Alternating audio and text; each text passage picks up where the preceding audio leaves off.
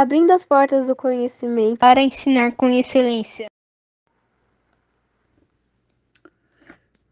2026 está aí e precisamos suplicar ao Senhor que conduza a nossa vida dia a dia nos caminhos e atividades que Ele mesmo, o Deus eterno, de antemão, preparou para que andássemos por eles.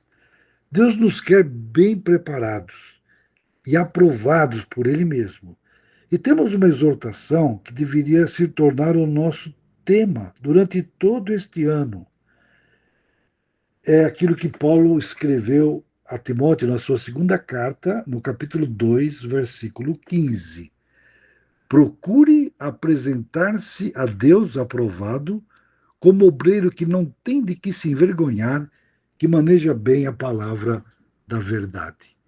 É um texto realmente extraordinário e a gente pensar realmente na palavra de Deus. O Salmo 119 é um salmo que ocupa o lugar central da Bíblia, é proeminente. E o salmista diz no versículo 98 o seguinte: o teu mandamento me torna mais sábio do que os meus inimigos, porque eu o tenho sempre comigo. É interessante. O salmista diz que alcançou um nível maior de sabedoria que os seus inimigos, e isso ele deve exatamente ao seu apego à palavra de Deus. Procurar apresentar-se a Deus aprovado como aquele que sabe manejar bem a palavra da verdade. Olha, uma instrução de grande importância foi transmitida por Moisés ao povo de Israel quando eles estavam para entrar em Canaã. Olha só, em Deuteronômio 4:6 nós lemos: portanto, guardem e cumpram essas leis, porque isto será a sabedoria, o entendimento de vocês, aos olhos dos povos, que ouvindo todos estes estatutos dirão: de fato, este grande povo é gente sábia e inteligente. Você percebe que a sabedoria propriamente dita estava no acolhimento da palavra, na obediência à palavra. É interessante que Deus anuncia a sua palavra a Jacó e as suas leis e os seus preceitos a Israel, e o salmista diz no Salmo 147 que Deus não fez assim com nenhuma outra nação. Todas ignoram os seus preceitos. Ora, a formação da nação de Israel e toda a sua história testifica a existência do eterno Deus com todos os seus atributos inefáveis e evidencia de maneira única como a sua palavra é real, fidedigna e verdadeira. Foi esta a nação formada para que dela viesse o Salvador da humanidade, o Senhor Jesus Cristo. Todas as predições e promessas de Deus quanto ao seu nascimento, a sua trajetória, se cumpriram de forma a não deixar nenhuma dúvida para todo aquele que se debruçar para considerá-las, lendo realmente a Escritura Sagrada. Tudo quanto tem acontecido e acontecerá está identificado na palavra que foi dada por Deus. Lamentavelmente, a nação de Israel como um todo falhou na guarda e na obediência aos mandamentos do Senhor. Foi notório em sua história como se deixaram influenciar pelos povos ao redor, desejando imitá-los, inclusive afastando-se do Senhor e entregando-se à idolatria dos povos vizinhos. Essa foi a grande luta do Senhor com o seu povo, sempre levantando profetas para os advertir do erro que estavam cometendo, procurando trazê-los de volta aos ensinos da sua palavra. E em cada geração, ao longo dos séculos, gente sábia e inteligente sempre se firmou na Escritura Sagrada. E são esses que, ao longo da história, apesar de toda a artimanha e hostilidade dos inimigos, ou melhor dizendo, do inimigo maior, que é o próprio Satanás, é que acabaram conseguindo vitórias surpreendentes, onde menos se esperava, e manifestaram acesa a chama da fé. Foram homens e mulheres que se tornaram receptáculos da sabedoria que vinha do próprio Deus e que foram por ele usados para o cumprimento do seu propósito também eterno. É isso que nós queremos em 2026, andar de acordo com a palavra de Deus. Lembra de Noé? O que ele fez? Diz lá em Gênesis 6:22, conforme tudo que Deus lhe havia ordenado, assim Noé fez. Ora, ninguém foi mais sábio do que Noé em sua geração. Sua sabedoria foi exatamente cumprir a palavra de Deus. Poderíamos aqui colocar uma lista dos homens mais sábios que já viveram, muitos deles identificados pelos seus nomes, lá, por exemplo, no capítulo 11 da carta aos Hebreus. E diz lá que eram homens dos quais o mundo não era digno deles, Hebreus 11, 38. E que eu tenho certeza, esses heróis da fé diriam como o salmista: o teu mandamento me torna mais sábio do que os meus inimigos, porque eu o tenho sempre comigo.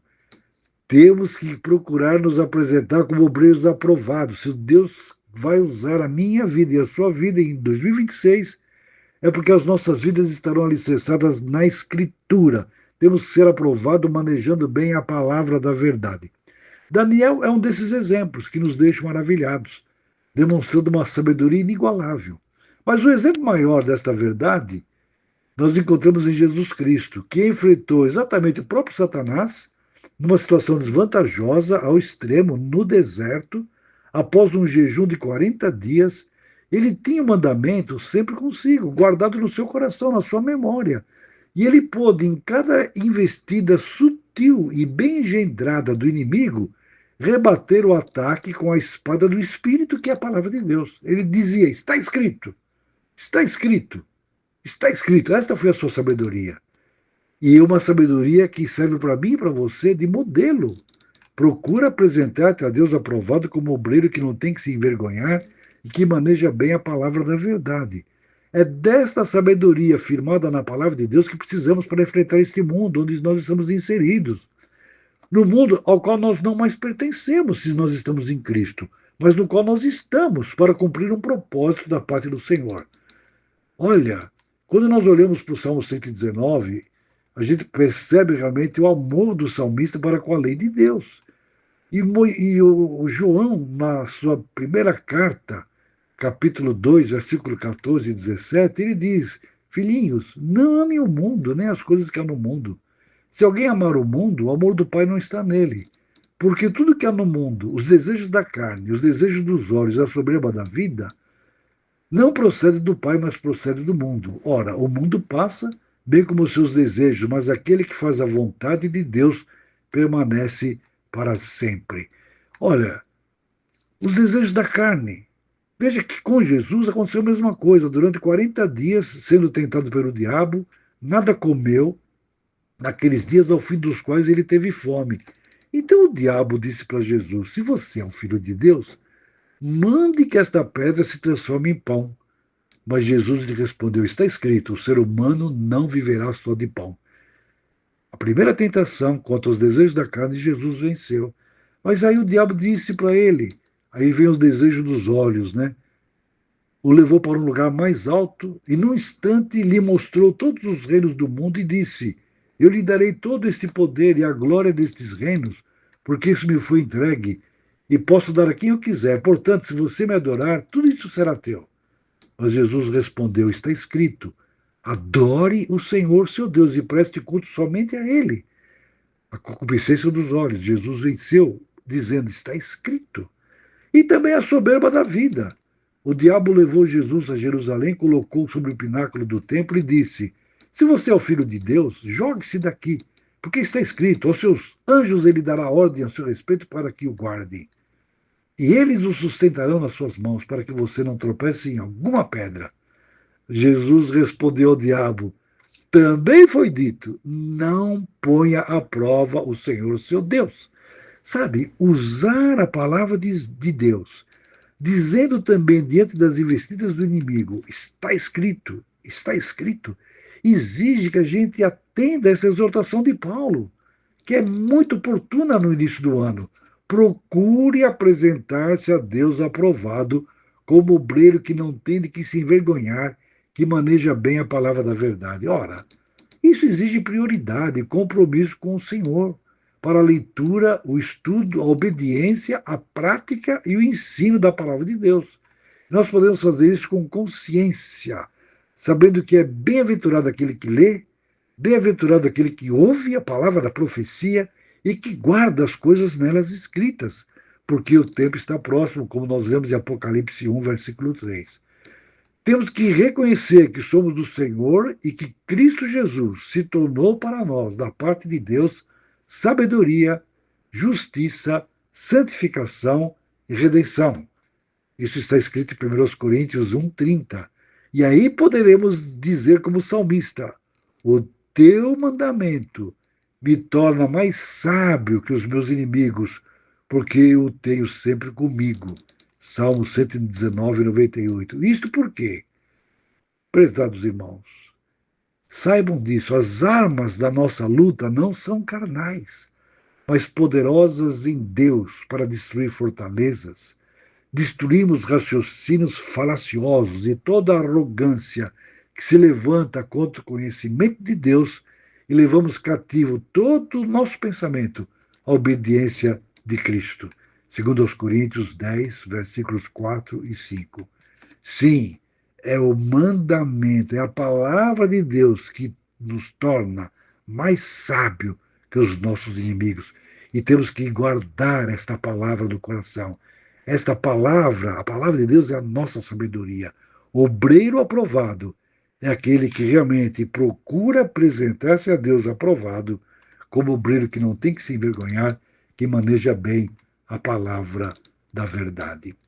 Eu quero deixar com você, finalmente, uma pequena poesia. Há uma dura luta sempre, a cada dia, com inimigos que se mostram implacáveis, que sem escrúpulos sempre nos assedia, para que acolhamos coisas vis e indesejáveis. Lutas que vêm por dentro, outras vêm por fora. Como o diabo, com seus dados destrutivos, quer afastar de Deus exatamente agora, oferecendo deste mundo os atrativos. Não existe trégua nem descanso na batalha, e é preciso estar sempre bem equipado, não permitindo a negligência que atrapalha. Alerta e vigilante está o bom soldado.